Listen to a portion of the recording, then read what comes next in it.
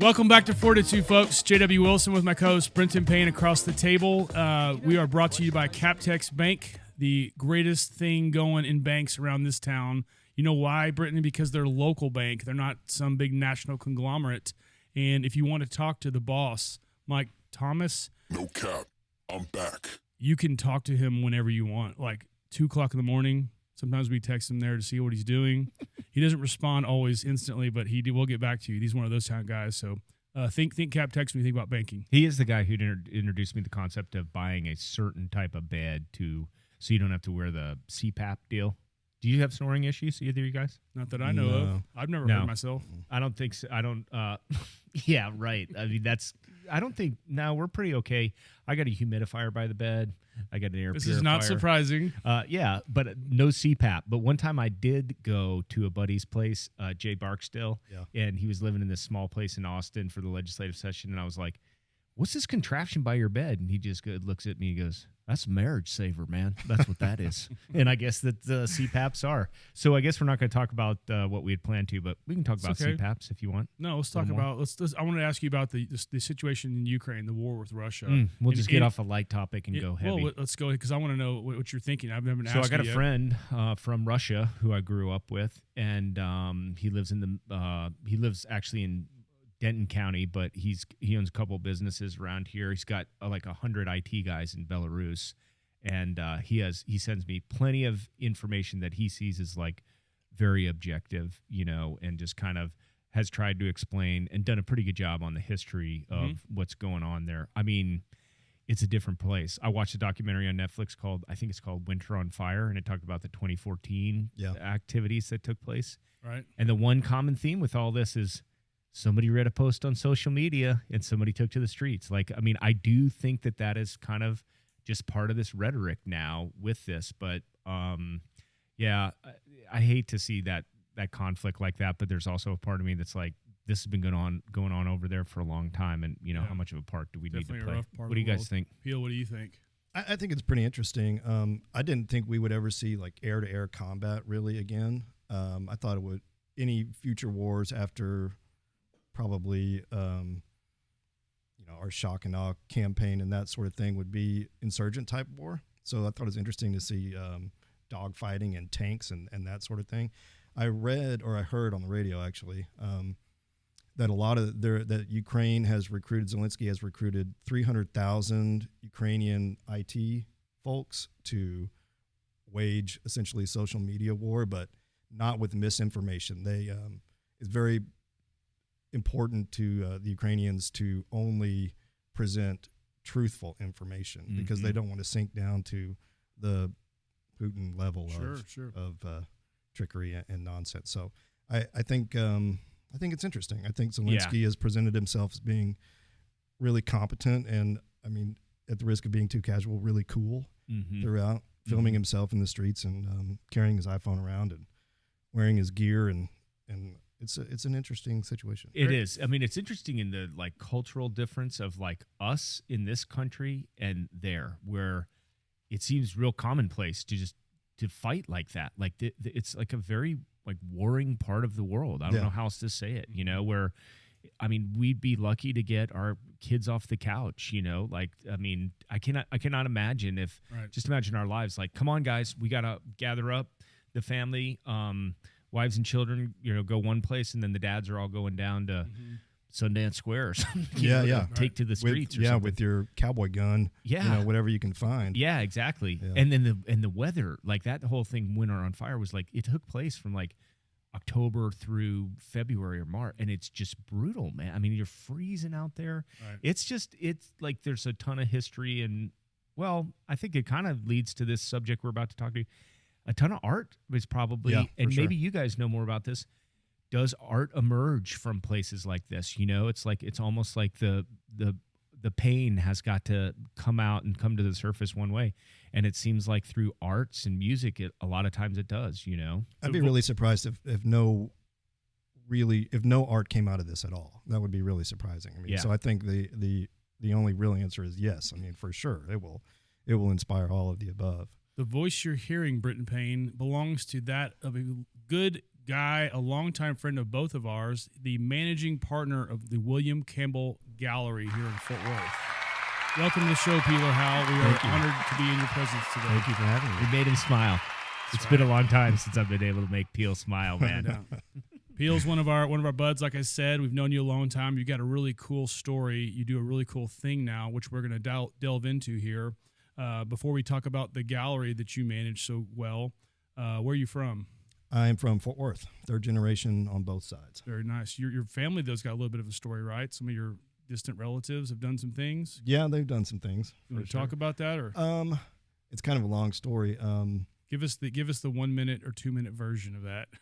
Let's see. I guess the quickest way to do it is to talk about my wife's engagement ring, and that it came from a Filipino estate that belonged to my grandfather's aunt's husband, and they were put in a concentration camp during World War II when the Japanese invaded the Philippines, and my great aunt buried all of her jewelry in a 50-gallon drum in the Philippines, and then they dug it up after the war and brought it back, and so that's where my wife's. And that sits on your wife's finger. Yeah. That's pretty cool. That is a cool story. What high school did your parents go to? Pascal? My dad went to Eastern Hills, and my mom went to Arlington Heights. Okay. And then what about your grandparents? My grandparents, my grandfather, my dad's dad, is from Georgia. He came over when he was 14. He wound up going to TCU. I actually don't know where he went to high school. Okay. And my mother's mother and father were from East Texas, a little town called Kasi, I believe, originally. And also don't know where. My mom's mother went to. I think she went to Northside. Actually. Oh, okay. Yeah. I could be wrong about that. Yeah. It's We'll one have of the our old Fort Worth we'll high have schools. our fact checkers dig that one up. Yeah. So when did art, during your course of your childhood, when did you realize you had an affinity for art? You're an artist and you're an art gallery manager or director. When did you realize that art was something special in your life? Probably in high school. It was in high school. I mean, I always enjoyed it. We went to Santa Fe quite a bit and did a lot of gallery walking when I was a kid. And I probably absorbed it then. When I went to Trinity Valley, and Trinity Valley had a really sweet art program when I was there in high school. They built a big studio art room with, it's 2 stories, essentially 2 stories high, north-facing windows, natural light, concrete floors, all sorts of tools and lumber and everything. Yeah, that was a nice place. It was so you could get in there and get after it, especially in those days. They would just turn you loose with the miter saw or power washer or whatever. We got to build all our own stretchers and that sort of thing. So when I was a senior, there were 2 sort of created classes, independent art and advanced art, which really just meant that you got to hang out in the art room in the afternoon, and they just turned you loose. It was a very geared towards cultivating creativity. And let you go in the direction that you saw fit. Absolutely, yeah. That's really cool. So when I got to TCU, I mean, I had pretty much already done what they were teaching at TCU, at least for drawing one in some of those What did classes. you study at TCU? I studied studio art for the first 2 years until I was required to present a portfolio, and I wasn't ready, and I didn't really want to for a number of different juvenile and immature reasons. So I switched my major to philosophy and got a degree in philosophy. Very nice. You've had a little bit of a delve into politics prior to this, yes? A little bit, yeah. I worked as a district director for a state representative for 2 sessions, and then did some political consulting, social media, data aggregation. Nice. That sort of thing. So today you find yourself as the managing partner of William Campbell Gallery, like I mentioned. Tell us about William Campbell, please. William Campbell Gallery is in its 48th year. It was founded in 1974 by Bill and Pam Campbell. They had a little store over on Camp Bowie, which is only about 100 yards from where the gallery is now. Started out as a poster store, and then switched over into contemporary art, and moved into the Byers location building in 1981. Bill bought the building in 1980, but they didn't move in until 1981. So that gallery and that space has been there for, count it, 42 years. Oh, really? Years, yeah. Is there like a common theme? I'll ask you more about like just art in general, but is it all local artists? Can it be from all over? Like, how, when you have a gallery, do you set up the gallery like the goal is we're going to do this kind of artwork and these type of artists, or does it vary? Or you don't even want to hinge yourself to something like that? Well, it varies. I've found that anytime you put a rule in place in the art world, it's bound to change. It always changes. Something will come up. There's always exceptions. There's no hard and fast quality or property that our gallery looks for in artwork. It's all contemporary art. In other words, the artists are all making art in the present. We don't look for anything apart from, I think, a real mastery of material, a certain sense of direction, a certain sort of cultivated perspective, a paradigm, a way of looking at the world from the artist's perspective. We have about 42, 44 artists, depending on how you count them. About half of those are from Texas. About half of that are from the Fort Worth area. A couple from South Texas. The rest are throughout the United States. Vancouver, Germany by way of the Netherlands, and then 2 German artists, one who lives in Maine. So pretty much spread out. Yeah.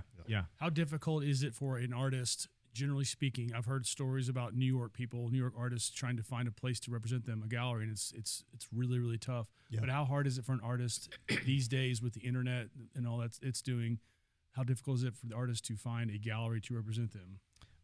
I think it's still very difficult. There are a lot of artists, and that's not to say that they don't all deserve some recognition and representation, but it's about like trying to get a record deal. Yeah. There's a ton of great bands that make a ton of great music that are never going to get a record deal.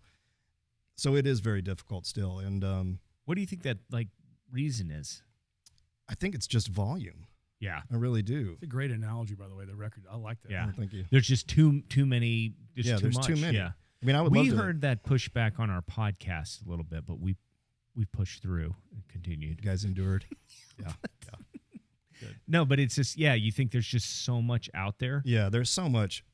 And at 44, we're really at capacity because each of those relationships is very personal. Art is a very personal endeavor. It takes a lot of emotion and passion and investment. So you have to reciprocate that with your artists, because you don't have a good gallery unless you have good artists and good art. So it's a time thing, You just don't unless you want to get bigger and hire more people, and more people to handle the work and the inventory and the artists and the artist relations and all the things that go into that. Dude, can an artist have multiple galleries? Sure. They're represented by? Yeah. Okay. Yeah. Is that typical? It's different parts it's of the typical. country for sure, right? Mm-hmm. Some artists only have one gallery. Some have 5 or 6. Mm-hmm. It depends kind of on what stage in their career, where they are in their career, and their demand, if they can maintain that kind of representation. Yeah. Or if it's a better fit for them to just have one gallery. Otis Jones shows with us. He shows at Barry Whistler. He shows at Nino Meyer in L.A. He shows at Sunday S in Copenhagen. Sorry, we're closed in Brussels. So he can. That's a good model for his career at this point because he can sustain that kind of demand. Now, does it do like a tour where he goes gallery to gallery to gallery to gallery kind of thing, or no? It's individual shows that go out to the gallery. Okay, and then let's say if there's 100 artists, how many are starving and how many are in this space? Because I got to think you've accomplished something, you've made it. Yeah. If you've got a gallery, right? Right. But how many? What's the break on those numbers? And then how many are maybe in a gallery, but they're not selling any art? They're are actually making a livable wage, right? Right. So we have artists that I think you could plot across the spectrum for that. It seems like a good career choice for a professional artist is to also be involved in academics. Mm-hmm. So we have a lot of artists that are tenured professors, either UTA, a number from UT Austin, San Marcos has a great art school. So that's a good because you get to be around the work. Yeah. And, you live in and around art and artists, and that's your life. We have some that work other jobs too that are not related at all to making art. Yeah. Mostly out of necessity. I think they would all just make art if that was feasible for them. Something recent has happened to the gallery, something big. Can you describe that for us? We opened a second space, which not a new space, because it is new, but it's not the new space. Right. It's the second space because the Byers location is still open. The new location is on Foch Street, over on the north side of 7th Street, so in between White Settlement and 7th Street in the Foundry District. Trying to think where that is. It conjoins with another business of friendly. Right, yeah. Charlie and Company, who just moved in this week. Wait, it's over there by Angelo's? Yeah, by Angelo. It's right across the street? Right down the street from Clay Pigeon. Oh, yeah, right. Yeah. Same side? Yeah, same side. Oh, okay. And currently what shows are up? Currently in that location, we have a show called Kramer-Kleinberg Reverb, which is a true collaboration between Paul Kramer and Matt Kleinberg.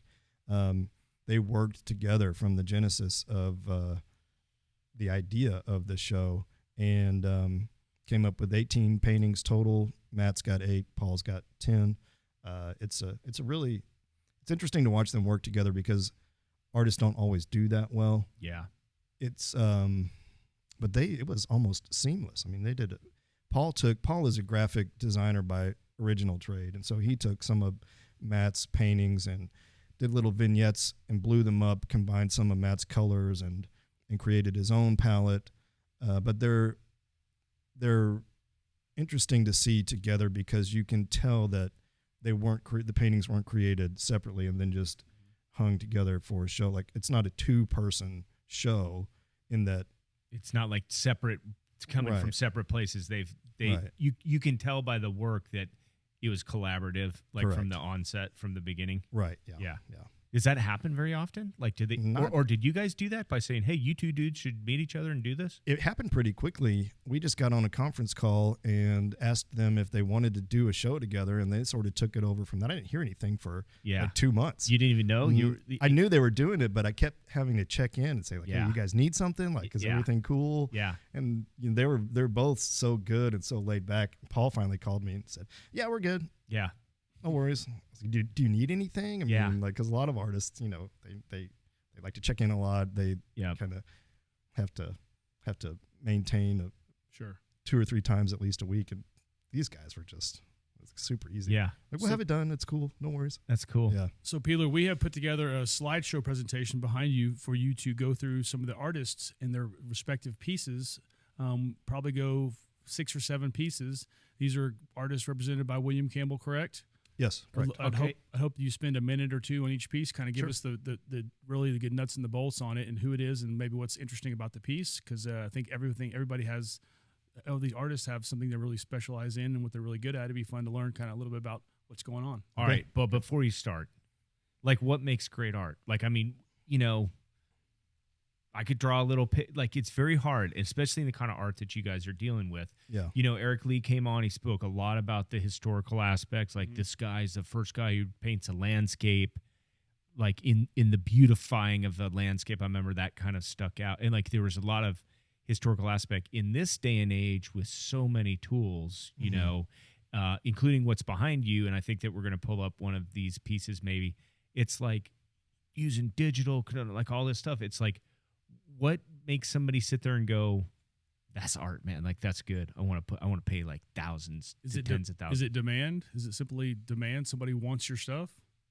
No, I don't think it's demand. I think that has a component that's certainly relevant when you're running an art business or have even a museum or something like that. But no, I think it's packaging and presentation. It's consideration, and then by packaging, that sounds kind of trivial, but that gets you into material and the decision to use certain materials and then using them correctly and using them very well. The consideration is, what do I want to demonstrate with those materials? And then there's an intention, like then to go out and present it with this idea of creating an aesthetic emotion or movement in the viewer. Yeah. So all of those things together. So you have some like a consideration, even, like the duct tape banana that showed up at Art Basel, Miami. I saw Is it. that right? I saw it. Yeah. I'm not familiar. A lot of people would say, that's not art, but I would ask, I think it's the, I think the burden of proof is on the person that claims that, because, well, why not? I mean, it's material and items that have been considered and then presented to elicit a certain reaction in the viewer. And it certainly did. I mean, you know about it. Yep. Yeah. I know about it. So the guy duct taped a banana to the wall and we're sitting here talking about it.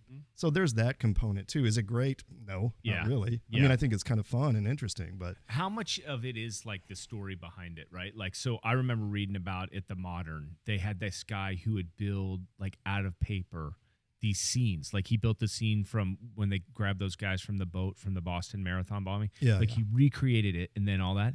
And then he takes a picture and then he burns it down. Like, yeah. There's like this whole process that exists where it's almost like with some music where it's like if you're just to listen, it's like, I don't know, man, if I get that.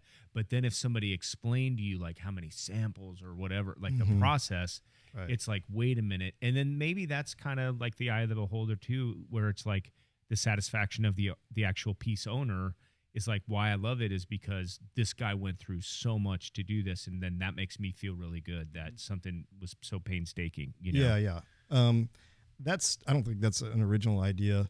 Really, that's I think the idea behind the Buddhist sand mandalas that they create and spend all of this time is like hyper involved, hyper tedious, and then it blows away. So there's this idea of sort of the temporary nature of almost anything. A lot of artists, and I look for this in particular, make work that is durable and should endure. We have a frame shop and we use archival material so that it will last forever. Yeah. Right. But it never does. I mean, it can last a long time and we can wander down these, tangential roads. But I think the idea behind that is like, there's this huge investment, this very tedious investment to make something beautiful that just floats away, burns away, gets blown away, whatever. Yeah. Like Thanksgiving dinner. You spend 3 days cooking it and 10 minutes eating it. That's a great analogy, man. Destroyed before, as soon as certain family members show up through the door. Yeah. Like the tone, boom, done. Okay, Yes. should we get All right, started? Peel. Yeah, well, the slideshow today is art from your gallery. This is brought to you by Captex Bank. So thank you, Captex, for making all this stuff happen for us. I put some little thoughtful music in there just so we can. This is lovely. Peel, are you ready? Cool. Yeah. All right, ready. here we go.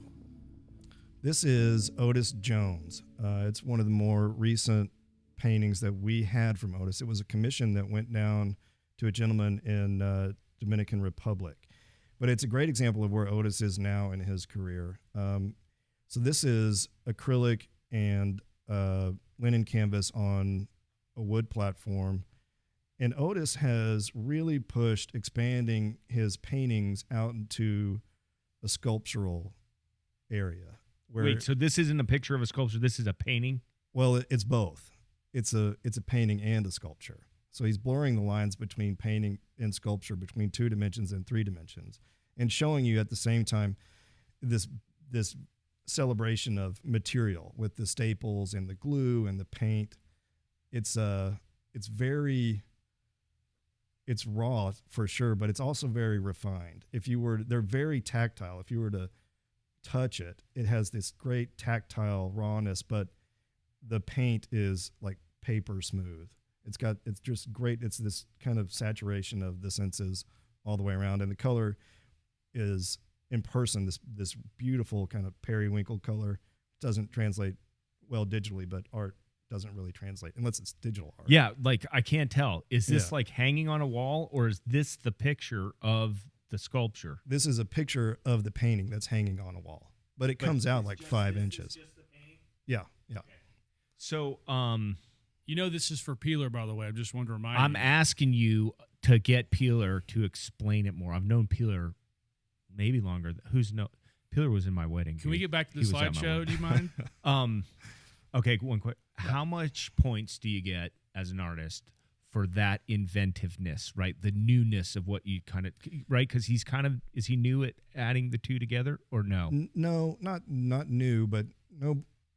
To anybody that was familiar, this would be immediately recognizable as an Otis Jones painting. Okay. And yes, points for that, sure. But he's a master craftsman. Again, we get back into materials. He's a master at handling the materials, and he's done something unique and really, really interesting with the material. Although a lot of people don't. I didn't understand Otis's work at first. Mm-hmm. I did really know what it was. Yeah. And in fact, this particular painting, a dear friend of ours, my wife's, was cleaning up the gallery, and she put it in the throwaway pile. Like the junk pile. Yeah, no kidding. And Otis Jones, local guy. He's in Dallas. Yeah. Dallas, fairly local. So how much is something like that? Is there an asking price? Can I ask that? Is that rude to ask that, or I don't know? You just did. Well, I mean, why are you looking at me? Because you stopped me from asking other questions. So, Peeler. This is. My hand up so I'll give you a range. This is depending on dimensions. This one was about 24 by 19 or 20. It was about 16,000. All right, moving on to the next one, Peeler. That was the longest 2 minutes of I know. ever. I'm sorry. It's all right. Each one will be like this and getting longer. Okay, this is a Matt Kleinberg painting that's in our current show. It's 11 feet by 9 feet, and it's oil stick on canvas. This one is called Cast Family Portrait. And Matt has this idea of creating these three-dimensional portals in 2 dimensions, and he considers each of them to be an individual, in this case his family.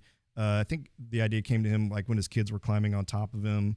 And each portal is sort of this existential entity of individuality, and he stacked them on top of each other because his kids were climbing all over him like, kids do. They could go on about that one too, but he's in the new show, you said? Yeah, he's in the new show. And what's his name again? Matt Kleinberg. Matt Kleinberg. Very good. Okay.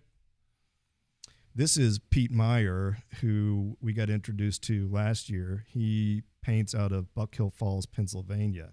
This is it's a painting. Yeah, this is a painting.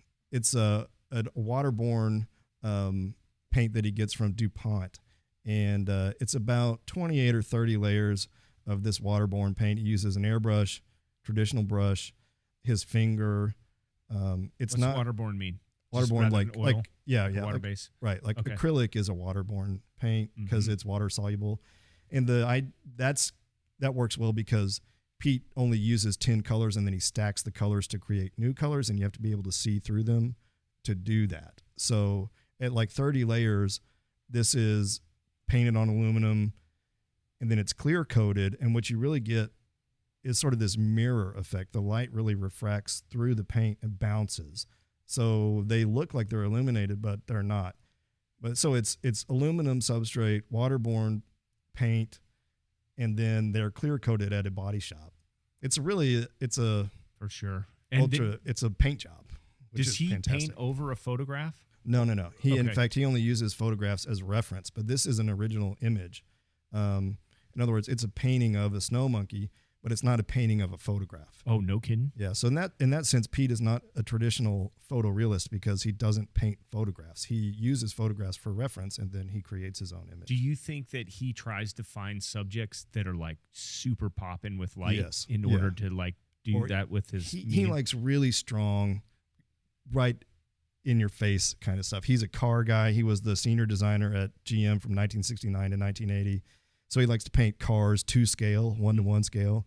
He painted a Clydesdale for Anheuser-Busch corporate headquarters that's the size of a Clydesdale, that sort of thing. So he approximate price for this one, I believe you can do a range. It's for this one or Clydesdale. The Clydesdale, I don't know because that went straight to this one I think is the 90 range, 100. Oh. How long does it take Peter to make a piece like this? Wait, 90,000? Mm-hmm. But that's but big it's piece. large. It's large, yeah. How long does it take Peter to make his pieces? About 3 or 4 months, generally. So more than 2 piece? minutes? More than... Yeah, but he works pretty fast. He works really fast. Seriously? Yeah. He's just good. Yeah, he's a master. Fish. he's just a master at it. I mean, it's really incredible to watch him work, which I've had the privilege of doing. He just and I asked him, like for a hubcap that he painted, how he knew what the reflection in the hubcap should look like, and he said, I just know. It's like I just know. It's like having perfect pictures. He just gets it. And then what happens? You see people like that, then their confidence takes over, and it's like unstoppable. Right? They don't approach it with any apprehension, and when that confidence is in there, then it's like they're working on another level. It's crazy. And Pete's in his mid-70s. He's from Brooklyn. He was an MP in Vietnam. He's a confident guy. Yeah, he's very cool music guy. You'd like him. You can tell, man. Yeah. Very cool, Peel. All right, moving on to the next one. This is Beverly Pin. This one is cast bronze. And so Beverly was trained as a jeweler. How big? This one, I think it's 80 by 80. Oh, wow. So what's that, like as big as this TV? Yeah, 7 feet 8 inches by 7 feet 8 inches. It's cast bronze. She uses actual plant clippings to make the casts, and when she fires the molds around the plant clippings, it obliterates the plant matter. And then she has a centrifuge that throws molten bronze up into that casting. So she gets they're cast bronze botanicals, and then she arranges them in these beautiful arrangements, which has this sort of ironic effect of being exactly like nature, but not at all like what you would find in nature. Well, and then you go back to this theme of like something being born out of something destroyed. Yes, right? exactly. You know, kind of similar to that other. That's fantastic. And she's local? San Marcos. San Marcos. Very nice. That's incredible, Peel. All right. We'll call that local. Yeah, it's local. This is Michelle Benoit. She is a sculptor out of Rhode Island. This is one of her Windrose series sculptures. She works with recycled lucite, and a lot of her lucite she gets from old sheets of bulletproof glass. So she makes these whimsical but very accomplished sculptures out of lucite, which were born out of with this sort of violent purpose, and repurposes them into something beautiful. They're also very heavy, which I love because they look light and ephemeral, but they're really, really heavy. Did she dye the lucite? She paints on the back of the sheets with acrylic. Okay. And then she stacks the acrylic. She makes these shapes with a miter saw. So when you get one that works, there's this huge amount of time and work between getting the material, working it, making sure it doesn't chip or fracture or break. Yeah. And then the final product is an accumulation of a huge amount of work. And then she's got something behind it so it keeps off the wall. Yeah, they sit on a cleat, on an acrylic cleat. This one's about like 5 inches deep. Yeah, it's cool. Yeah. Nice, Peel. This is Paul Kramer. This is one of the paintings that we have in the Reverb show with Matt Kleinberg. And Paul, like I said, he started out as a graphic designer, moved into painting. He designs his paintings graphically, and then he paints them on canvas.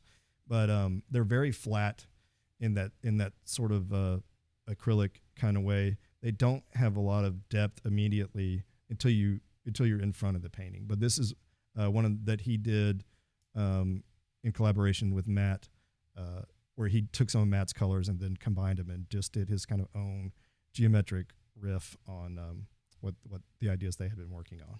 What can I guess the name of it? Ampersand? No. G-Clef? No. It's called Kleinberg 08. I might not have guessed that one. Yeah, probably not. How old a guy is Paul? I think Paul's about 53. But is there art in just the brush stroke, right? Oh, Like yeah. the way that it's like so uniform. Like you can't see where, like how big is this one? This one is 60 by 90. Oh yeah, so it's big. Yeah, so it's 5 feet by. But you can't see like the end of No. that's done a certain way. And you can't see it in person either. Matt called Paul the master of the sponge brush, and I think that's true. But there's a huge amount of touch and to get to applying the paint properly on canvas like that, because this one's on canvas. It's paint on canvas. How long will the show be up for, Peeler? Through May 14th. Moving along.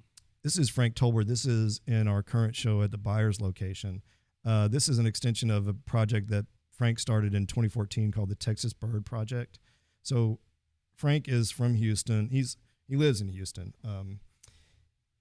And he's painted a number of different things over the years, but for about the last 8 years, he's been doing Texas birds. This one show is almost essentially dedicated to everybody's favorite bird, the grackle, which I really find quite charming.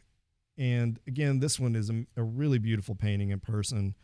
But the grackles, Frank is kind of like, he likes to paint anhingas, the big water turkey kind of birds that fly over town, that sort of thing. A lot of people, and I love birds, but blue jays and cardinals and eagles and all that are great. But Frank likes to kind of pick the birds that, you might drive by and not really care about. But grackles are kind of funny and, they're smart and brave, and the males are really pretty. They have that kind of blue-black iridescence. And Britton, what do you think? Sunset or sunrise? Set, just from grackle knowledge of my own. But like what I liked is in that typically those grackles are out when the most beautiful sunsets occur. It's like a changing of the season, and something's just, I guess it's more in the fall, I think of them on Hewlin, like over there by that, like Mi Casina and across from Heights is like crazy grackle. But it's almost what triggered me was like the sunsets were like that. Like it was just the beautiful sunset like that. Its colors are fantastic. Yeah. And they gather in the evenings, and all powwow together and make a lot of Who would have noise. known the three of us just 20 years ago? We're talking about art, man. Okay, this is Benito Huerta. It's called Crown of Creation, and it's also a really large painting. It's 84 by 84. Damn. We had this one in a show about 3 years ago. Yeah, about 3 years ago. Tell us about Benito real quick. Benito is the curator and director of the gallery at UTA, and he's also a painting instructor there. He teaches a professional practices course there. He's got a huge history. We could do a whole thing on Benito. This one is kind of derivative of Frida Kahlo, who used to paint herself as being hunted as a deer. It also has a reference to James Ensor, who painted himself as a skeleton in some of his paintings. And Benito's fascinated with the atomic bomb. This is also a reference to a Jefferson Airplane album called Crown of Creation with a big explosion on the front.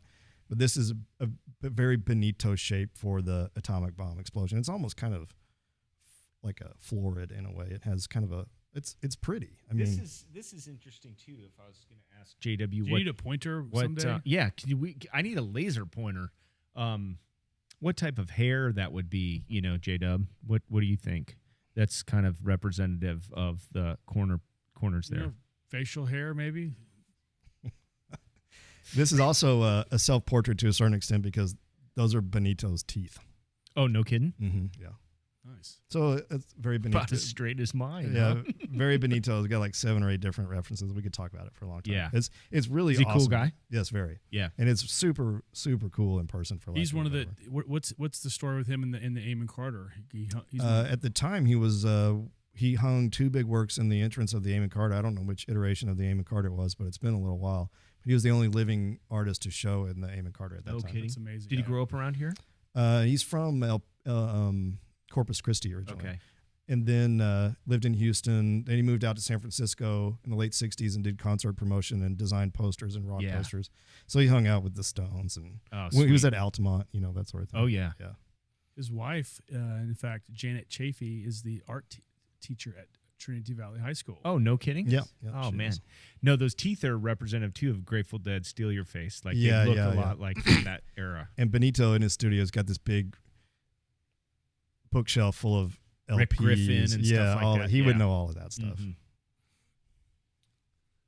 This is a popular one around Fort Worth. Yes, Billy Hassell. This one's called Night Garden.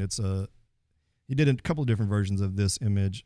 This one is a big painting that he did. I believe it's 60 by 72.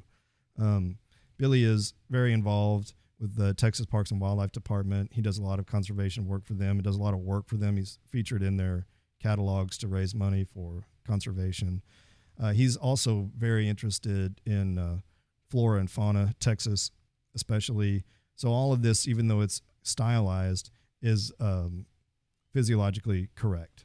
And if you have a painting with more, he did a big commission of the Davis Mountains with all these different lizards and flowers and animals, everything that he could think of to put in the painting that was out there, and they're all anatomically correct. Do you think that like maybe he was painting this in the like the thing that sticks out to me? This doesn't happen at night, man. Like the bees aren't out, the birds aren't out, you know? And so it's like maybe he was trying to paint a day picture and he couldn't get the background right. He's like, screw it, I'll just paint it black and then call it Garden at Night or something. No, I think I think it just comes, I think that's just an artistic choice that he thought it would look, he thought it would make, and I'm just speculating, the blue jay really pop against the black. It does for sure. Yeah, and it's kind of surreal, you know. He's evolved into a very particular style. Yeah. That's real but also stylized. And I think there's this component of whimsy and surrealism involved in Billy's work too. Yeah. This is J.T. Grant, who's a Fort Worth painter. This one is 78 inches by 132 inches. How much? I think it's at 42 right now. Can you buy that for me, Jado? It's really fantastic. Order on that. This was part of a show that JT did that was mostly skyscapes.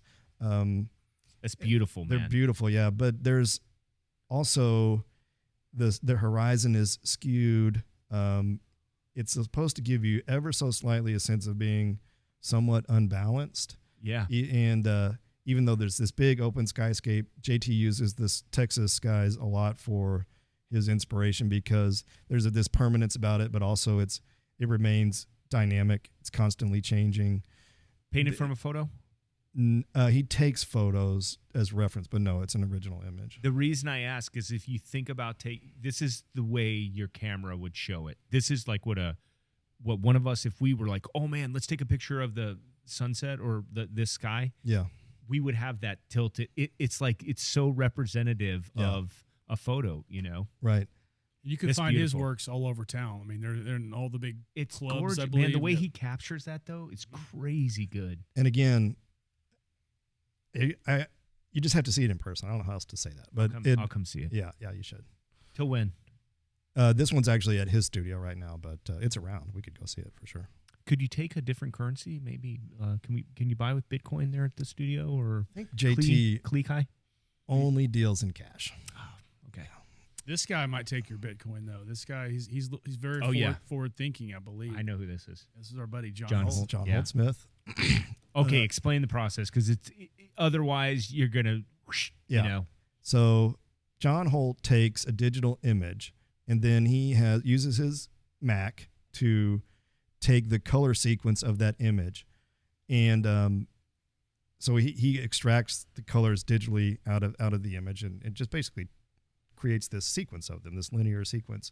How do you do that with a piece of software? Okay. I don't know exactly, but he's able. It's pretty quick. You know? Yeah, and then he works with that sequence and manipulates it till he gets it the way that he wants it, and this one is he does the linear ones with parallel lines. Those are called his sequence paintings. This one is part of the Oculus series, ongoing Oculus series. And he had that Oculus word out way before the Meta friends. Right. Mm-hmm. Way before. And this is painted, hand painted with an airbrush, acrylic on aluminum. It winds up being about 230 colors eventually. Is he spinning that? He has a mechanism that spins the platform. And he's just holding the brush? Then he paints it all by hand, yeah. But the thing comes out square. So there's something that's going on. I mean... Well, so you get a cut piece of aluminum that's a square. Yeah. And then you set it up on top of this spindle that spins the whole square. Oh, but it's not at a high rate of speed? No, it's real slow. Oh, and I thought it was like... No. You know? No, it doesn't spin it out. It just spins it so that he doesn't have to move his hand around the platform. It moves. Does he have to hold a hand with two hands? Yeah, he paints them by hand. Yeah. And all those. I don't know if he uses two, but they're beautiful. You know, like I mean, the whole thing there is that color is just like. Oh yeah.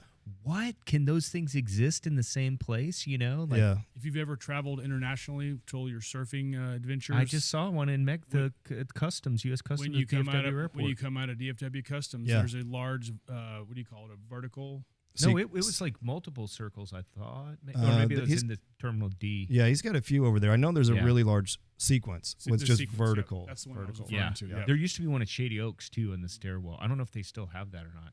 No, the colors are just like, what? And again, in person, they'll make you kind of wobble a little bit because there's so much vibration involved. You can get kind of vertigo almost a little bit looking at them.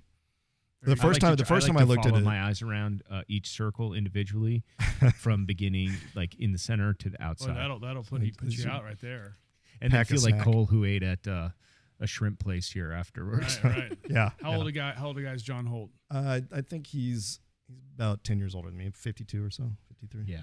Yeah, he's pretty awesome around town. So, well, Peel, that concludes the the CapTex Bank slideshow. Thank you for thank you. I was trying to get some My applause, pleasure. but we can put some in after. Thank you. What does the future hold for William Campbell other than the new gallery? What's to come? Well, we're going to continue to, I think, explore what we can do with the gallery. Within the last year, about 15 months, we've opened up the new space, and we'll let that kind of settle in, and keep trying to put together great shows. Is that because it's like there's a lot of artists, like, let's get more? Is that kind of the reason, or no? We needed a bigger space. Really, we only have like 7-foot 10-inch ceilings at Byers. So this JT Grant painting, we cut 6 inches off the top of it just to get it in. What's that like for an artist? He gave us what we really did was cut the stretchers down, and then we walked it into the gallery, and I restretched it in the front gallery at Byers and put it up on the wall. We just folded the top 6 or 8 inches behind it, so it's still there. So the one over on White Center is kind of more warehouse space. It's like 12 to 14 foot ceilings, natural light, skylights, tile floors. Oh, cool! It's just a different kind of feel. Is the Fort Worth art scene strong, would you say? Yes, I think so. We just concluded Spring Gallery Night, but the Fort Worth scene is still alive and well. Yeah, the Fort Worth scene is strong. Everybody wanted to get back out there. This was I was surprised at how many people came out for Spring Gallery Night. It was packed all over town. Yeah. And does that mean a lot of transactions, or just more people like me? It's just like to see. Mostly, it's Spring Gallery Night as a party. Yeah. But they'll come back. The people that really want to, you can't see the art when it's shoulder to shoulder, and everybody knows that. Yeah. But the people that are really interested will come back. That's been happening this week already. But are some people just come in to discover new just to kind of hear the buzz about the new artist and stuff, sure, and just kind of figure out how it was done? I think that the manufacturing process is probably the most fascinating aspect of it. I love to do the studio visits and that sort of thing, and it's a lot of fun to get to flip the work over and handle it. Yeah, actually, until it's not fun. But until you're driving to St. Louis at 2 a.m. Yeah, or you drop it, or some nightmares do come true as far as that's concerned. But for the most part, it's fun. It's really cool to see how it's put together. And a lot of artists are very particular about what the backs look like. Well, being an artist, I got to believe you love doing this job. You speak to these things so well. It's really fascinating to hear some of the details that you shared. So thank you for coming on, Peeler. Before you go, we have one question we ask all our guests. Aside from the lovely Trish and the children that you call your own, what is the best day of your whole life? The best day of my whole life? Well, I wouldn't like to cut today short. It's not over yet. So fair. That's a great answer. We've been getting. Well, thank you, Peeler, Howell, William Campbell Gallery. We appreciate the time, man. Lovely to catch up and hear what's going on. Thanks for joining us. Thank you, CapTex Bank. We appreciate you guys. Give them a shot, you guys. They're worth your time. Thank you, JW. Yep. Thank you. Your hair looks really good Brent. today at the end of this one. Did you not get your hair's look good too. Thank you, guys.